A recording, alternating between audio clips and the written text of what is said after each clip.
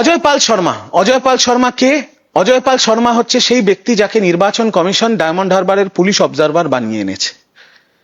এই অজয় পাল শর্মা ডায়মন্ড হারবারের নিরীহ মানুষদের ধমকাচ্ছে, চমকাচ্ছে, রাতের অন্ধকারে মানুষের বাড়িতে রেড করছে, রাতের অন্ধকারে সার্চিং এর নাম করে বাড়িতে ঢুকে মহিলাদের সাথে অশ্লীল ব্যবহার করছে, মহিলাদের গায়ে হাত দিচ্ছে।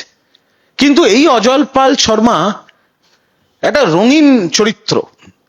কারণ 2000 এই টাইমস নামের আর্টিকেলটা আরেকবার দেখাই আমি আপনাদের। এই অজয় পাল শর্মা মার্চ 2020-তে দুটো ইনভেস্টিগেশনের কেন্দ্রবিন্দু ছিল।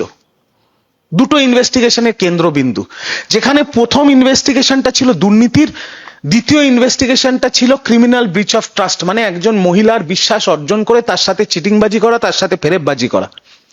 প্রথম ইনভেস্টিগেশনে অজয় পাল শর্মাকে ট্রান্সফার করা হয়, যেখানে প্রমাণ ছিল যে অজয় পাল শর্মা একটা সিন্ডিকেট করে পয়সা নিত বিভিন্ন অফিসারদের থেকে তাদের পোস্টিং দেওয়ার জন্য।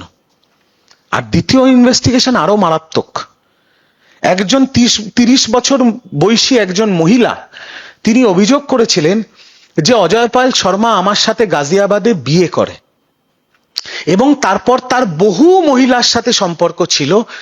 এবং যখন আমি এটাকে ধরে ফেলি আর আমি এটা যখন ডিআইজির কাছে কমপ্লেন করতে যাই, তখন এই অজয় পাল শর্মা আমার ওপরে কেস করে, আমার বাড়িতে লোক পাঠিয়ে আমার ল্যাপটপ, ফোন, ডিভিআর সবকিছু নিয়ে চলে যায় এবং আমাকে দোষী সাব্যস্ত করে দেয়।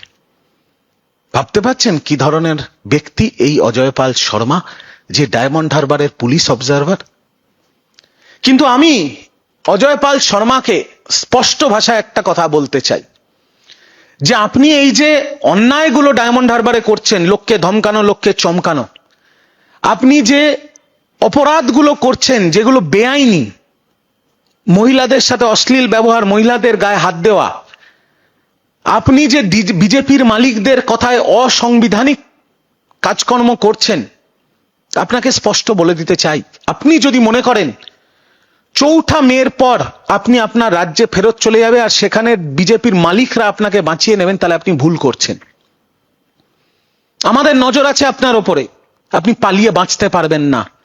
আপনি যে রাজ্যে চলে যান, যে বিজেপির নেতার হাত আপনার মাথার ওপরে থাকুক না কেন, আপনার নামে এফআইআর হবে, আপনার নামে চার্জশিট হবে, আর আপনাকে ঘেঁটি ধরে বাংলার কোর্টে নিয়ে আসা হবে, আইনের সামনে আপনাকে ফেলা হবে, আর আইনের কঠোর থেকে কঠোর ব্যবস্থা আপনার বিরুদ্ধে নেওয়া হবে। এটা আমি স্পষ্টভাবে অজয় পাল শর্মাকে বলে দিতে চাই।